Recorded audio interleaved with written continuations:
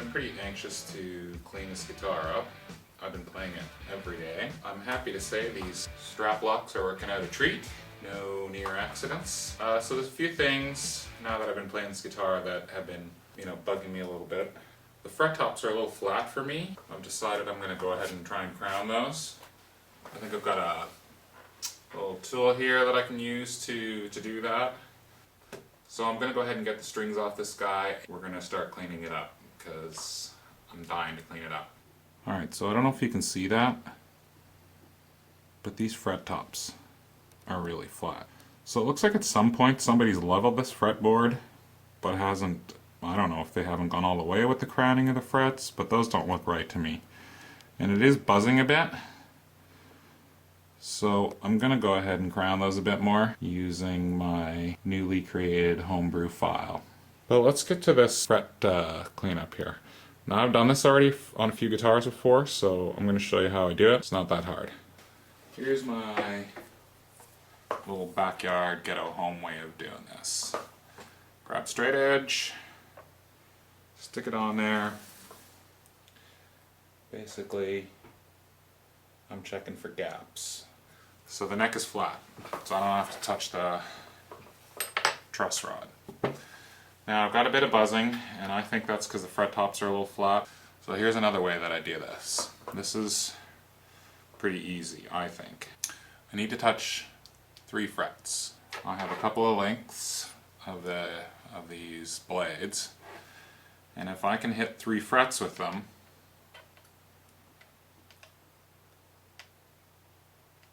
and make sure it's not rocking. Okay. And then as I move down, I get to something where I can use the length of this to check. And I like it because the blade is really thin, so it's nice and precise, I find, for checking, because it might not be the entire fret that's high, it might just be high in one spot. So I actually like this method quite a lot. So this is a nice replacement for that StewMac tool that you get. I don't know if you can see here, but if you get these blades that, the ones that snap off, a little bit of it snaps off every time you need a fresh blade. So you can just create yourself whatever length you need. And I mean, these are super cheap, and frankly, I don't know that it's going to get much more precision ground straight edge than that. That's pretty damn accurate as far as I'm concerned. That's going to be nice and straight. Alright. Get yourself a little black Sharpie. And then I am just going to hit the fret tops.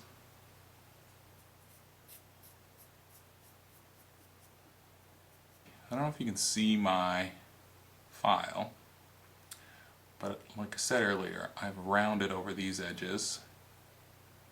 Okay, so they're not going to dig into the fretboard, and I rounded over the top as well. And all I'm going to do is I'm going to come in here, grab all of these frets really slowly, because this is my backyard ghetto home job way, and I'm just going to leave a little sliver of black on the top of that fret. Alright, let's have at it.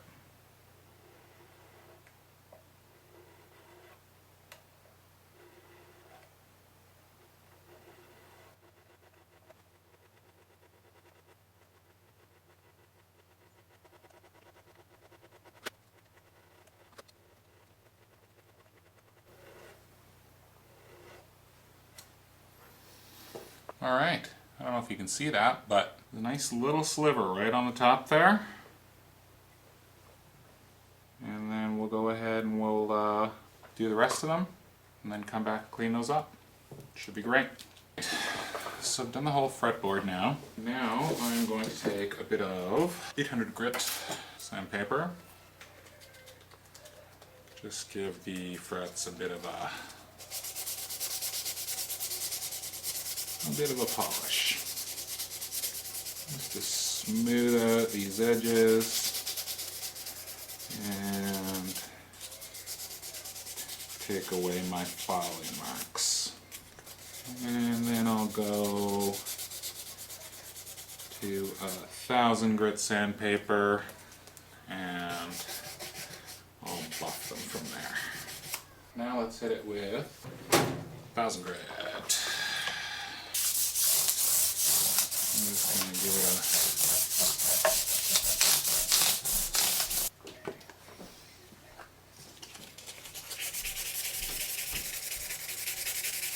Alright. Polished down to 1000 grit.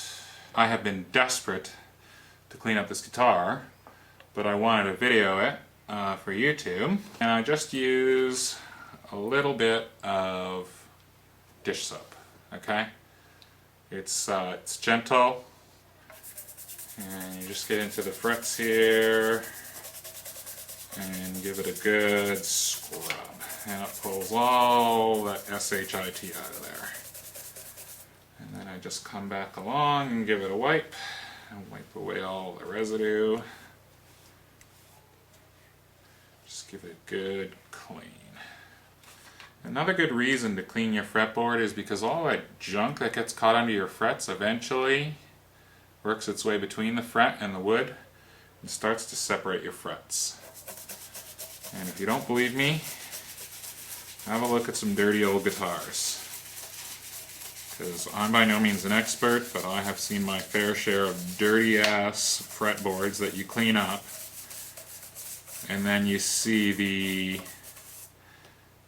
all the ugly little gaps between the fret and the fretboard where the dirt's worked its way between the lacquer and the wood and leaves an ugly mess. Okay, so that's clean, but it's dry as shit. I know our friend Davey uses linseed oil. I just use this stuff from Dunlop. I've had this stuff for, I'm not kidding, like 5 or 6 years. And it's like more than 3/4 full, and I've done tons and tons and tons and tons of fretboards. This stuff lasts forever. It's just a few bucks. It's in every guitar shop, so you can grab it and use that. So I use it, works great. I like it a lot. I just get a bunch of it on there. Make sure I get it right into the corners. Let it sit for a minute and soak into the wood, and then just wipe away the excess, really. I like to do this pretty well every time I change the strings. I don't see why not. Just put a little bit on, wipe it off.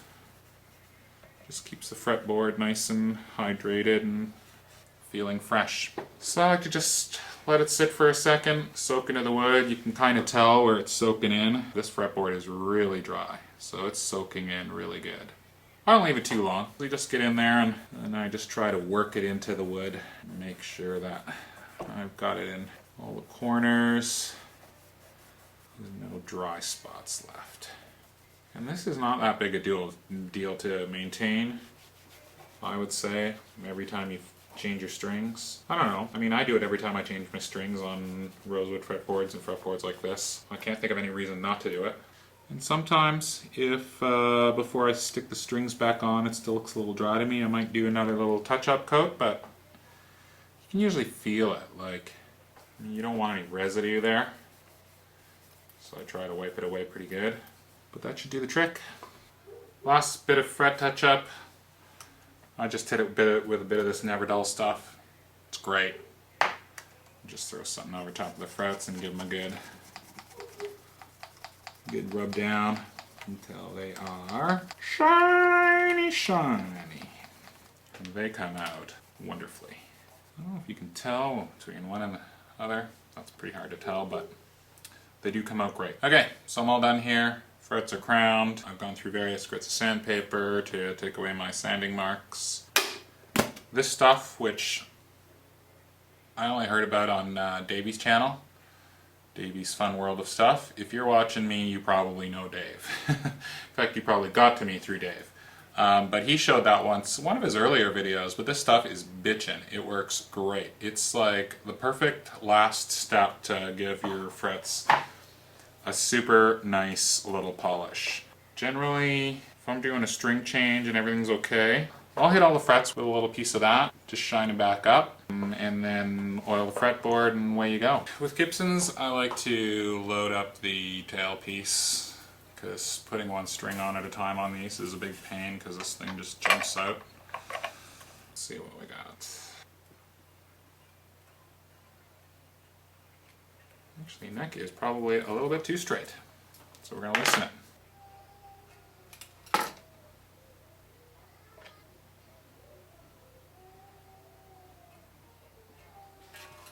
Holy crap, the neck was way too straight. It's now perfect. So we've got just slightly less than 12th thou. It's kind of in the middle of between 11 and 12th thou. 11 slips in there nice.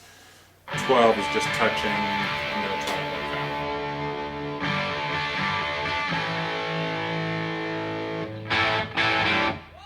that. Wow!